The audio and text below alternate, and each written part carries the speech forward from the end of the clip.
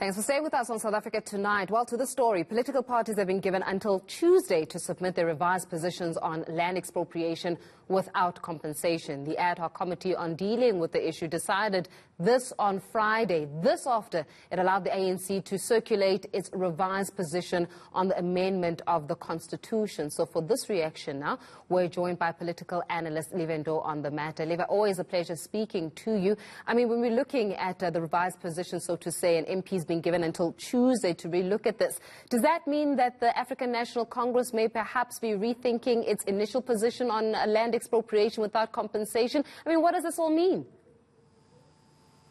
Good evening, Faith. Good evening to the viewers at home. I think we need to make this clear that the ANC has a mandate given to them by the conference in Nasrec to ensure that there is land expropriation without compensation. If there is one issue that the branches of the ANC and ordinary citizens are eagerly waiting for, is for the ANC to deliver on the resolution taken at Nasrec, which is land expropriation without compensation. I think it's also important to note, Faith, that politicians across different political parties know what ordinary citizens want, because it is one aspect wherein there was sufficient public consultation by Parliament and the views of ordinary citizens are well known. So what I think we all expect now is for this committee that has been established to specifically deal with this matter to ensure that they come up with a decision that will actually be representing the views of the people on the ground, and also ensure that expropriation does at the end of the day happen. I hear you when it comes to Nasrec, Leva, but also, I mean, I believe that it was one of the ANC MPs who are making note that indeed when it comes to the constitutional amendment, as well as the required support of a two-thirds majority in the National Assembly, as well as the 6 provinces in the National Council of Provinces, that no single party on its own can master the two-thirds, and therefore they need parties to find each other for the good of the country. So it appears as though they are quite conscious of the uphill battle that is likely to be faced as they're dealing with this resolution that you're speaking of. And one wonders, given the current disposition of the African National Congress, as well as its position in Parliament, particularly that we know what the Freedom Front Plus deals with, particularly since we know the position of the Democratic Alliance, are they likely to see this moving forward anytime soon? Well, remember, Faith, that you have got the economic freedom fighters. Yeah.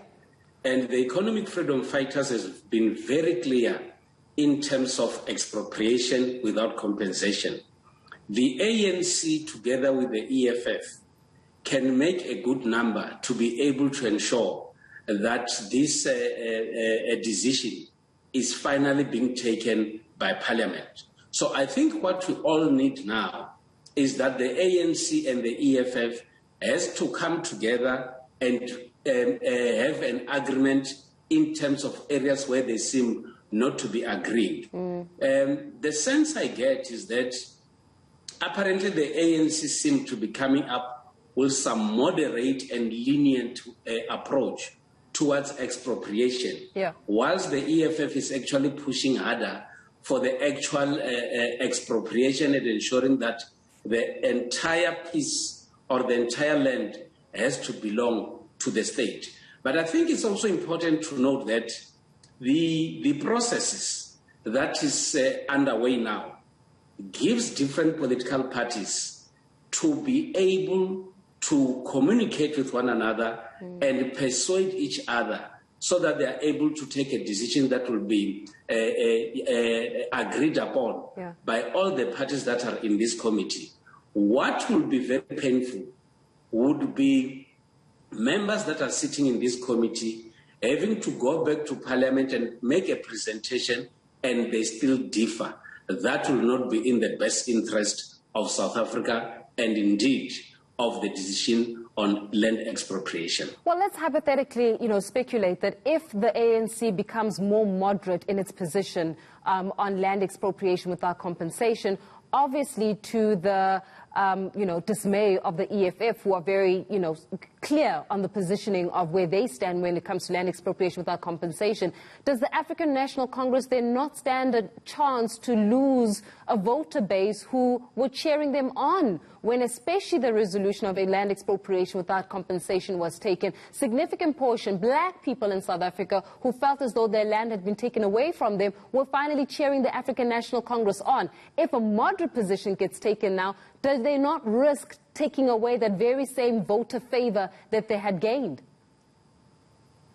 A lot of people have been worried that the ANC has taken far too long to deal with the land issue in South Africa.